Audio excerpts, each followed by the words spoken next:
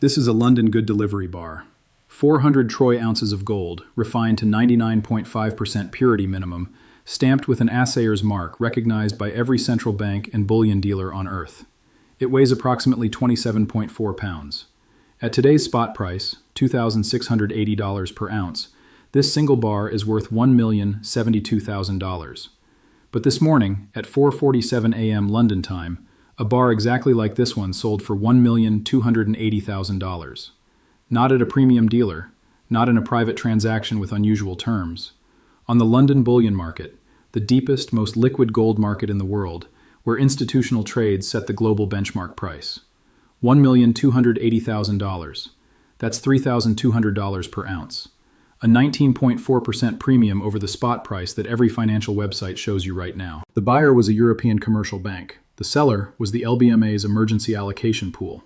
And the transaction, along with 47 others just like it in the past 72 hours, represents something that hasn't happened since the Nixon shock of 1971. The London Bullion Market Association is liquidating, not metaphorically, not gradually. Banks are paying any price to secure physical gold because they've realized, all at once, that the metal they thought they owned doesn't exist in the quantities they believed. The spot price on your screen is fiction. The liquidation price is reality. And the gap between them, $520 per ounce and widening, tells you everything about what's actually happening in the global financial system right now. Here's what they're not telling you. The LBMA operates the largest over-the-counter gold market in the world. Daily trading volume exceeds $80 billion in notional value.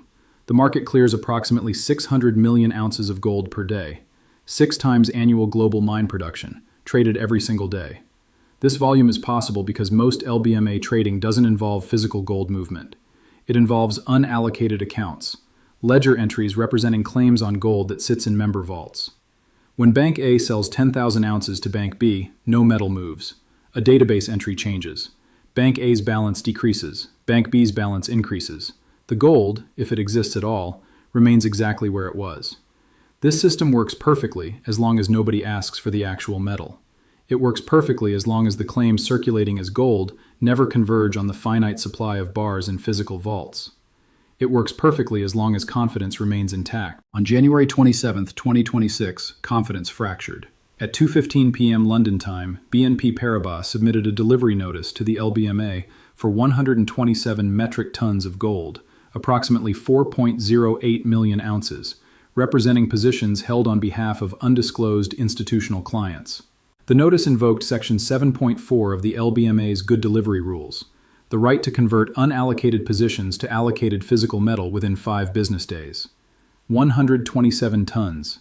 At current prices, that's approximately $10.9 billion in physical gold that someone wanted removed from the paper system and placed in allocated, segregated, audited storage. The LBMA's published vault holdings as of January 1, 2026, totaled 8,461 metric tons. 127 tons represents 1.5% of reported inventory. The request should have been routine. It was not. Within 4 hours of BNP's filing, 3 additional delivery notices arrived. Société Générale, 84 metric tons. Standard Chartered, 61 metric tons. HSBC, 93 metric tons. Combined with BNP's request, 4 banks demanded delivery of 365 metric tons, $31.2 billion in physical gold, within the same 5-day settlement window. The LBMA's settlement system had never processed demands of this magnitude simultaneously. The question that had been theoretical for decades suddenly became operational. Does the gold actually exist to fulfill these claims? The answer, it turns out, is complicated. And complicated in this context means, no, but we're not ready to admit that publicly. This is where the lie becomes unsustainable. The 8,461 metric tons reported in LBMA vaults is not 8,461 metric tons of available gold. That figure includes gold owned by ETFs, approximately 1,680 tons that cannot be delivered against LBMA claims. It includes gold held in custody for central banks, approximately 2,400 tons that is legally committed elsewhere. It includes gold backing allocated accounts, approximately 1,900 tons that already belongs to specific identified owners. Strip away the committed, the encumbered, and the double-counted, and the actual gold available to settle unallocated claims against LBMA member banks totals approximately 2,480 metric tons. but the unallocated claims against those banks total approximately 9,600 metric tons. The ratio is 3.87 to 1, nearly 4 ounces of paper claims for every physical ounce available. This ratio was sustainable when delivery requests ran 10 to 15 tons per week. It is not sustainable when delivery requests total 365 tons in 72 hours. The paper versus physical divergence that analysts have discussed theoretically for years is now manifesting operationally. The claims and the metal are separating, not in price charts, not in analyst reports, but in actual settlement failures occurring right now in London. BNP Paribas received 31 tons of its 127-ton request on January 28th. Societe Generale received 19 tons of its 84 tons. Standard Chartered and HSBC received partial allocations of similar proportions. The remaining metal, approximately 240 tons representing $20.5 billion in delivery obligations, has been classified as pending extended settlement under LBMA emergency protocols. Pending extended settlement is bureaucratic language for we don't have it and we don't know when we'll have it. The banks facing delivery shortfalls had two options. Option 1, accept the delay, maintain their unallocated positions, and trust that physical gold will eventually materialize. Option 2, source physical gold from any available supplier at whatever price clears the market, ensuring they can meet obligations to their own clients. They chose option 2. They chose $3,200. When institutions do what they're doing now, they're not managing risk. They're in survival mode. The $3,200 transactions this morning weren't speculative purchases. They were emergency acquisitions by banks that promised clients physical gold and discovered they couldn't deliver it. The LBMA's Emergency Allocation Pool, a reserve of unencumbered metal maintained precisely for settlement disruptions, totaled 340 metric tons as of January 1st. That reserve has been drawn down by 187 tons in the past 96 hours. At current depletion rates, the emergency pool exhausts within the week. When the emergency pool empties, banks needing physical gold must source it from wherever they can find it. COMEX, Shanghai, Dubai, Swiss private vaults. Anywhere that metal exists and owners are willing to sell. But the banks that currently hold physical gold are watching the same data. They see the LBMA's emergency pool depleting. They see the premium widening. They understand that their metal is becoming more valuable by the hour, not because gold is rising, but because paper gold is being exposed as insufficient. Holders are not selling. They're demanding premiums that would have seemed absurd a week ago, and receiving them. At 6:30 a.m. Eastern this morning, a Swiss private bank executed a sale of 12 metric tons to an unnamed European counterparty at $3,247 per ounce. The buyer paid a $15 million premium over spot for metal that could have been purchased last month at spot plus 1%. That $15 million premium is the price of certainty, the price of metal in hand versus promises on ledgers, the price of physical versus paper. Less than 120 hours remain before the LBMA's 5-day settlement deadline expires for the original delivery requests. If the requested metal is not delivered, the requesting banks face a choice. Accept cash settlement at spot prices, taking a $520 per ounce loss on metal they purchased for clients, or declare the LBMA in default and trigger force majeure clauses that would freeze the entire London gold market. Neither option is acceptable. Both options are increasingly likely. The countdown to February 3rd is not theoretical. It's the contractual settlement date for $31.2 billion in delivery obligations that cannot currently be fulfilled. Every hour that passes without resolution increases the probability of outcomes that seemed impossible 2 weeks ago. While one side scrambles, the other side positions. At 7 a.m. Beijing time on January 29th, simultaneous with the $3,200 London transactions, the People's Bank of China announced a policy update that received minimal Western coverage. The announcement, published through official state media, to ensure domestic financial stability and support strategic reserve requirements, the People's Bank of China will provide preferential settlement terms for gold imports through Shanghai Gold Exchange channels, effective immediately. The phrase preferential settlement terms means Chinese buyers will receive priority delivery from any source that agrees to sell through SGE infrastructure. It means Chinese state entities are authorized to outbid Western counterparties for available physical supply. It means the 240 tons of gold that European banks desperately need might flow to Shanghai instead. China's January gold imports already totaled 147 tons before this policy change. The announcement signals willingness to accelerate acquisitions regardless of premium, using the $3.2 trillion foreign exchange reserve to outbid banks whose reserves are measured in billions. The asymmetry is overwhelming. A European bank paying $3,200 per ounce is straining its balance sheet. China paying $3,200 per ounce is executing standing policy with unlimited capacity. Russia has redirected all gold exports to non-Western markets since 2022. That supply, approximately 300 tons annually, is no longer available to LBMA members at any price. The metal flows to BRICS-aligned refiners and disappears into vaults that Western banks cannot access. The Singapore bullion market reported record inflows in January, 84 metric tons arriving from Swiss refineries, compared to a typical monthly average of 12 tons. Dubai's DMCC recorded 67 tons in the same period. The metal is moving, but it's moving away from London, not toward it. The geographic shift that analysts predicted over years is compressing into weeks. Physical gold is migrating to markets that operate on delivery, leaving paper markets to discover what their paper is actually worth. The BRICS settlement framework, announced at the Kazan summit, suddenly has operational relevance it lacked a month ago. If London cannot deliver gold, and Shanghai can, where do rational actors conduct gold business? The infrastructure for bypassing LBMA entirely exists and is expanding.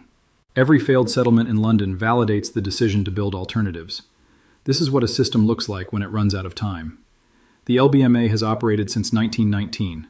Through world wars, depressions, currency collapses, and every financial crisis of the past century, London remained the center of global gold trading.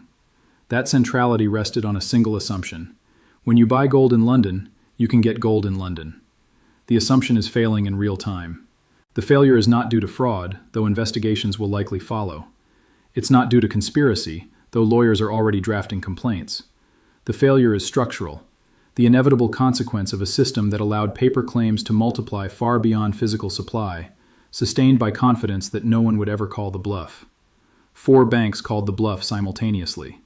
The system is discovering it cannot pay. The trap has no clean exit. If the LBMA fails to deliver, the reputational damage ends London's gold market dominance permanently. If the LBMA forces cash settlement at spot prices, the banks receiving cash lose hundreds of millions, and their clients lose trust. If the LBMA suspends trading to source metal, the suspension confirms the shortage and triggers panic accumulation globally. Every door leads to a room no one wants to enter. The question is only which door opens first. The $3,200 price is not a ceiling. It's an early indication of what desperate buyers will pay when alternatives don't exist.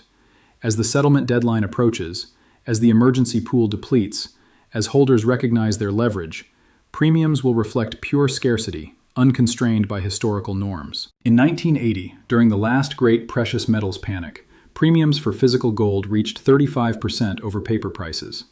That panic involved retail investors and the Hunt brothers. This panic involves central banks, sovereign wealth funds, and the largest commercial banks in Europe. The scale is different. The urgency is institutional rather than retail. The premiums could exceed anything previously recorded. The divergence between paper and physical, once it becomes visible, cannot be hidden again. Every bank treasurer in the world is now examining their gold exposure, asking whether their holdings are paper claims or physical metal, whether their counterparties can deliver, whether their clients will ask uncomfortable questions. The questions are spreading faster than answers can be manufactured. Those who understand what's happening recognized it in the delivery notices before the premiums spiked. They recognized it in the vault data showing emergency pool depletion. They recognized it in the quiet repositioning by institutions that read settlement reports rather than headlines. Physical gold purchases at Swiss and Singapore dealers increased 470% in the 72 hours following BNP's delivery notice, before any mainstream coverage, before the $3,200 transactions, before the story became visible. Someone understood early. Someone acted. Allocated gold account transfers out of LBMA member banks spiked similarly. Holders who previously accepted unallocated convenience are paying the fees to convert to allocated.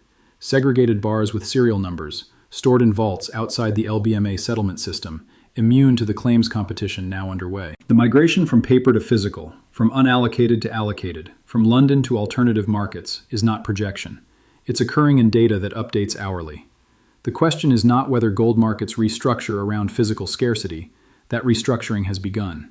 The question is who understands the timeline. Spot price charts show gold at $2,680. The spot price is a derivative of paper trading, futures contracts, ETF shares, unallocated account transfers. It reflects trades that settle in ledger entries, not metal. The physical price, the price that clears actual delivery transactions, is $3,200 this morning. By this afternoon, it may be higher. By Friday, when settlement deadlines hit, it could be higher still. The gap between these prices is the gap between the financial system's official reality and its actual condition. The official reality says gold is $2,680. The actual condition says banks will pay $3,200 and consider themselves fortunate to receive metal at any price. This gap will close eventually.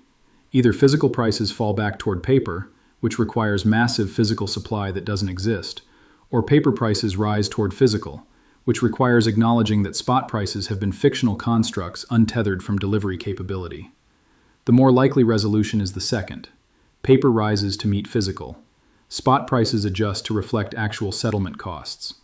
The 19.4% premium currently paid in emergency transactions becomes the new baseline. What that means for gold's dollar price is arithmetic. If physical gold currently commands $3,200, while paper trades at $2,680, and paper must converge to physical, then gold reprices toward $3,200, not through speculation, but through the mechanical requirement that prices reflect delivery reality. Reality is asserting itself in London's vault counts and settlement failures. Reality doesn't wait for acknowledgement. It doesn't require headlines. It simply is. The LBMA is liquidating, not in the sense of closing, but in the sense of having its liquidity claims tested and found wanting. The gold that circulated as ledger entries is being demanded as bars. The bars are insufficient. The reckoning is underway. 120 hours remain before the first settlement deadline. Less than a week before the system must either deliver metal it doesn't have or admit it cannot function as advertised. The $3,200 bid isn't a price prediction. It's the current market clearing rate for banks in survival mode. It's what certainty costs when certainty becomes scarce. And certainty, in London's gold market, is scarcer this morning than at any point in modern financial history. The bars in the vaults have serial numbers. The claims in the ledgers do not. When the numbered bars run out, the unnumbered claims discover what they're actually worth. That discovery is happening now. The number is $3,200 and rising. Not because gold changed, because the paper that pretended to be gold is being revealed for what it always was: paper.